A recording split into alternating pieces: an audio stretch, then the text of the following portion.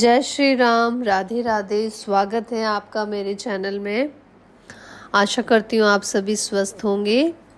कल हमने 45वां सर्ग पूरा किया। आज हम 46वां सर्ग प्रारंभ करने जा रहे हैं। तो चलिए सुनते हैं आगे का सर्ग। अपने उन पुत्रों के मारे जाने पर दीति को बड़ा दुख हुआ। दीति असुरों की माता, वे अपने पति मरीच नंदन कश्यप के पास जाकर बोली, भगवान, आपके महाबली पुत्र देवताओं ने मेरे पुत्रों को मार डाला है। अतः मैं दीर्घ काल की तपस्या से उपार्जित एक ऐसा पुत्र चाहती हूँ जो इंद्र का वध करने में समर्थ हो। मैं तपस्या करूंगी, आप इसके लिए मुझे आज्ञा दें और मेरे गर्भ में ऐसा पुत्र प्रदान करें जो सब कुछ करने में समर्थ तथा इंद्र का वध करने वाला हो। उसकी यह बात सुनकर महातेजस्वी मरीच नंदन कश्यप ने उस परम दुखिनी दीति को इस प्रकार उत्तर दिया, तपोधने, ऐसा ही हो। तुम सौचार का पालन करो, तुम्हारा भला हो। तुम ऐसे पुत्र को जन्म दोगी जो युद्ध में इंद्र को मार सके। यदि पूरे 1 सहस्त्र वर्ष तक पवित्रता पूर्वक रह सकोगी तो तुम मुझसे त्रिलोकीनाथ इंद्र का वध करने में समर्थ पुत्र को प्राप्त कर लोगी। ऐसा कहकर महातेजस्वी कश्यप ने दीति के शरीर पर हाथ फेरा, फिर उनका स्पर्श करके कहा, तुम्हारा कल्याण हो। ऐसा कहकर वह तपस्या के लिए चले गए।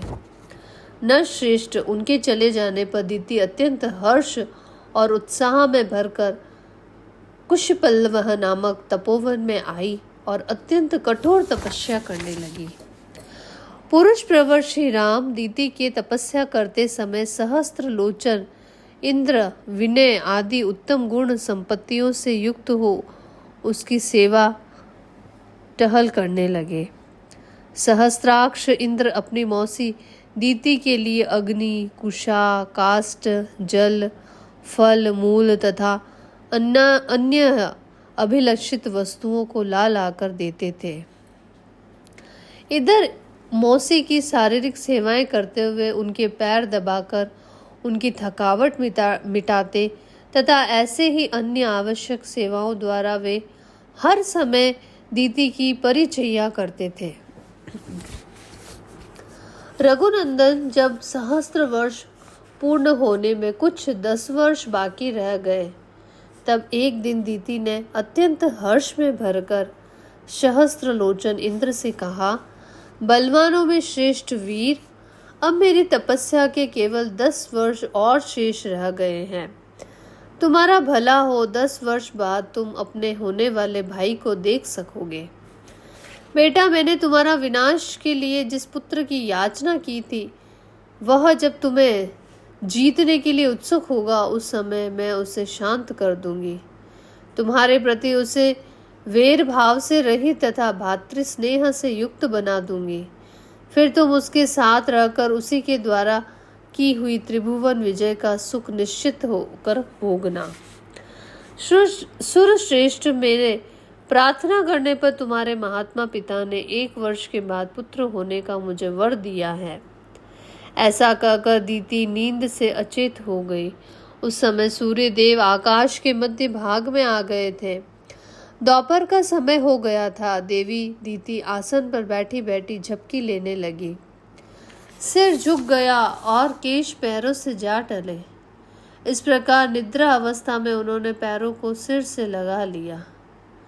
उन्होंने अपने केशों को पैरों पर डाल रखा था। सिर को टिकाने के लिए दोनों पैरों की आधार बना लिया था। यह देखकर दीति को अपवित्र हुई जान इंद्र हंसे और बड़े प्रसन्न हुए। श्री राम, फिर तो सतत सावधान रहने वाले इंद्र माता दीति के उदर में प्रविष्ट हो गए और उसमें स्थित हुए गर्भ के उन्होंने 60 टुकड़े कर डाले। श्री राम, उनके द्वारा जो 100 पर्वों वाले वज्र से विदीर्ण किए जाते समय उस गर्भस्थ बालक जोर जोर से रोने लगा।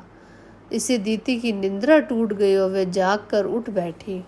तब इंद्र ने उसे रोते हुए गर्भ से कहा, भाई मत रो मत रो। परंतु महातेजस्वी इंद्र ने रोते रहने पर भी उस गर्भ के टुकड़े कर ही डाले।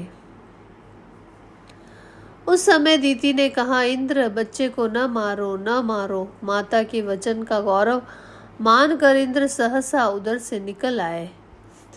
फिर वज्र सहित इंद्र ने हाथ जोड़कर दीति से कहा, देवी, तुम्हारे सिर के बाल पैरों से लगे थे, इस प्रकार तुम अपवित्र अवस्था में सोई थी। यही छिद्र पाकर मैंने इस इंद्र हंता बालक के 7 टुकड़े कर डाले हैं। इसीलिए माँ, तुम मेरे इस अपराध को क्षमा करो। इंद्र द्वारा अपने गर्भ के 7 टुकड़े कर दिए जाने पर देवी दीति को बड़ा दुख हुआ। वे दुर्दर्श और वीर सहस्त्राक्ष इंद्र से अनुनय पूर्वक बोली, देवेश बलसूदन, मेरे ही अपराध से इस गर्भ के 7 टुकड़े हुए हैं। इसमें तुम्हारा कोई दोष नहीं है। इस गर्भ को नष्ट करने के निमित्त तुमने जो क्रूरतापूर्ण कर्म किया है, वो तुम्हारे और मेरे लिए भी जिस तरह प्रिय हो जाए, जैसे भी उसका परिणाम तुम्हारे और मेरे लिए सुखद हो जाए, वैसा उपाय मैं करना चाहती हूँ। मेरे गर्भ में 7 खंड 7 व्यक्ति होकर 7 मरुद्रणों के स्थानों का पालन करने वाले हो जाए। बेटा, ये मेरे दिव्य रूपधारी पुत्र मारुत नाम से प्रसिद्ध होकर आकाश में जो सुविख्यात 7 वात स्कंद है उसमें विचरे। ऊपर जो 7 मारुत बताए गए हैं वे 7 के गण हैं। इस प्रकार 49 मरुत समझने चाहिए। इनमें से जो प्रथम गण है वह ब्रह्मलोक में विचरे, दूसरा इंद्रलोक में विचरण करे, तीसरा महायशस्वी मरुद्रण दिव्य वायु के नाम से विख्यात हो अंतरिक्ष में बहा करे। सुर श्रेष्ठ, तुम्हारा कल्याण हो। मेरे शेष 4 पुत्रों के गण तुम्हारी आज्ञा से समय अनुसार संपूर्ण दिशाओं में संचार करेंगे। तुम्हारे ही रखे हुए नाम से कहकर उन्हें रोने से मना किया था, उसी नाम से मारुद, इस वाक्य से वे सब के सब मारुत कहलाएंगे। मारुत नाम से ही उनकी प्रसिद्धि होगी। दीति का यह वचन सुनकर बलदैत्य को मारने वाले सहस्त्राक्ष इंद्र ने हाथ जोड़कर यह बात कही, माँ, तुम्हारा कल्याण हो। तुमने जैसा कहा है वह सब वैसा ही होगा, इसमें संशय नहीं है। तुम्हारे ये पुत्र देव रूप होकर विचरेंगे। श्री राम उस तपोवन में ऐसा निश्चय करके वे दोनों माता पुत्र दीति और इंद्र कृतकृत्य हो स्वर्ग लोक को चले गए, ऐसा हमने सुन रखा है। काकुत्सह, यही वह देश है जहाँ पूर्व काल में रहकर देवराज इंद्र ने तप सिद्धि दीति की परिचर्या की थी। पुरुष सिंह, पूर्व काल में महाराज इक्ष्वाकु के एक परम धर्मात्मा पुत्र थे जो विशाल नाम से प्रसिद्ध हुए थे। उनका जन्म अलंबा बुशाह के गर्भ से हुआ था। उन्होंने इस स्थान पर विशाला नाम की पुरी बसाई थी। श्री राम विशाल के पुत्र का नाम था हेमचंद्र, जो बड़े बलवान थे। हेमचंद्र के पुत्र सुचंद्र नाम से विख्यात हुए। श्री रामचंद्र सुचंद्र के पुत्र धूमाश्व और धूमाश्व के पुत्र संजय हुए। संजय के प्रतापी पुत्र श्रीमान सहदेव हुए। सहदेव के परम धर्मात्मा पुत्र का नाम कुशाश्व था। कुशाश्व के महातेजस्वी पुत्र प्रतापी सोमदत्त हुए और सोमदत्त के पुत्र काकुत्सह नाम से विख्यात हुए। काकुत्स के महातेजस्वी पुत्र सुमति नाम से प्रसिद्ध हैं, जो परम कांतिमान एवं दुर्जय वीर है। वे ही इस समय इस पुरी में निवास करते हैं। महाराज इक्ष्वाकु के प्रसाद से विशाला के सभी नरेश दीर्घायु, महात्मा, पराक्रमी और परम धार्मिक होते आए हैं। नरश्रेष्ठ, आज एक रात हम लोग यहीं सुखपूर्वक शयन करेंगे, फिर कल प्रातःकाल यहाँ से चलकर तुम मिथिला में राजा जनक का दर्शन करोगे। नरेशों में श्रेष्ठ महातेजस्वी महायशस्वी राजा सुमति विश्वामित्र जी ने पुरी के समीप आया हुआ सुनकर उनकी अगवानी के लिए स्वयं आए। अपने पुरोहित और बंधु बांधवों के साथ राजा ने विश्वामित्र जी की उत्तम पूजा करके हाथ जोड़कर उनका कुशल समाचार पूछा और उनसे इस प्रकार से कहा, मुनि, मैं धन्य हूँ, आपका मुझ पर बड़ा अनुग्रह है, क्योंकि आपने स्वयं मेरे राज्य में पधार कर मुझे दर्शन दिया है। इस समय मुझसे बढ़कर धन्य पुरुष दूसरा कोई नहीं है। वहाँ परस्पर समागम के समय एक दूसरे का कुशल मंगल पूछकर आपस में बातचीत के अंत में राजा सुमिति ने महामुनि विश्वामित्र से कहा, ब्रह्मन, आपका कल्याण हो। ये दोनों कुमार देवताओं के तुल्य पराक्रमी जान पड़ते हैं। इनकी चाल ढाल हाथी और शेर की गति के समान है। ये दोनों वीर सिंह और सांड के समान प्रतीत होते हैं। इनके बड़े बड़े नेत्र विकसित कमल दल के समान शोभा पाते हैं। ये दोनों तलवार, तरकश और धनुष धारण किए हुए हैं। अपने सुंदर रूप के द्वारा दोनों अश्विनी कुमारों को लज्जित करते हैं तथा युवा अवस्था के निकट आ पहुंचे हैं।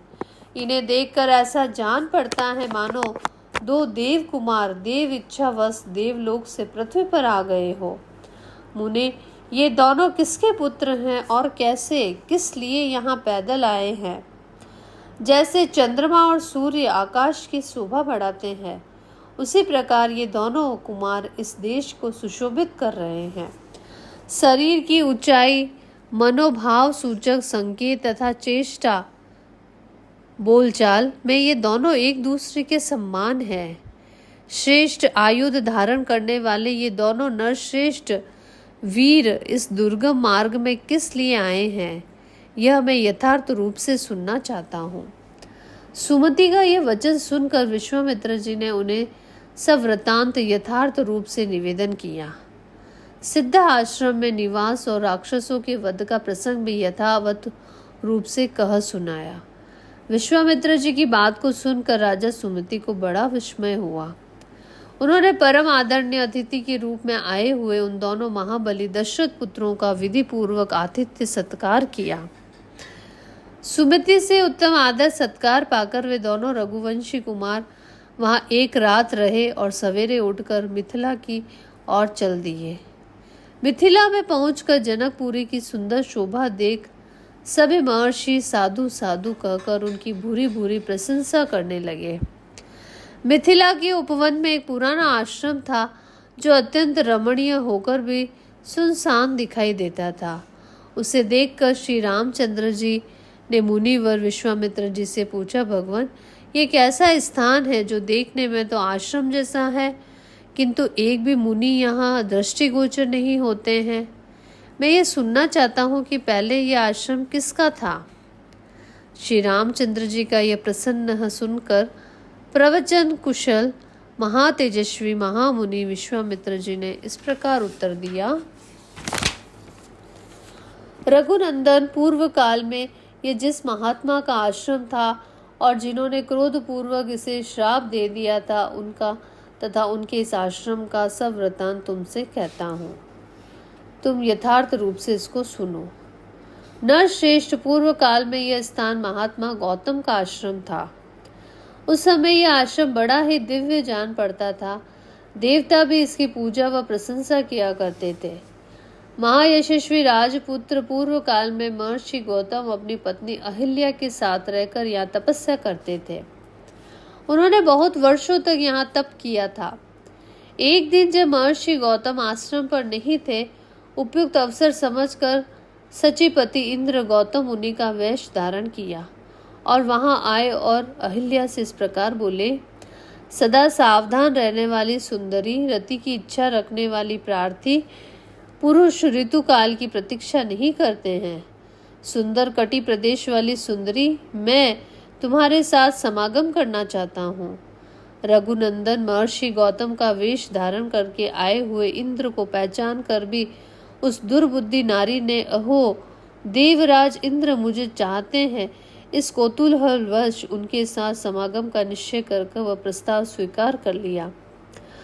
रति के पश्चात उसने देवराज इंद्र से संतुष्ट चित्त होकर कहा, सुरश्रेष्ठ मैं आपके समागम से कृतार्थ हो गई प्रभु, अब आप शीघ्र यहाँ से चले जाइए। देवेश महर्षि गौतम के कोप से आप अपनी और मेरी सब प्रकार से रक्षा कीजिए। तब इंद्र ने अहिल्या से हंसते हुए कहा, सुंदरी मैं भी संतुष्ट हो गया, अब जैसे आया था उसी तरह चला जाऊंगा।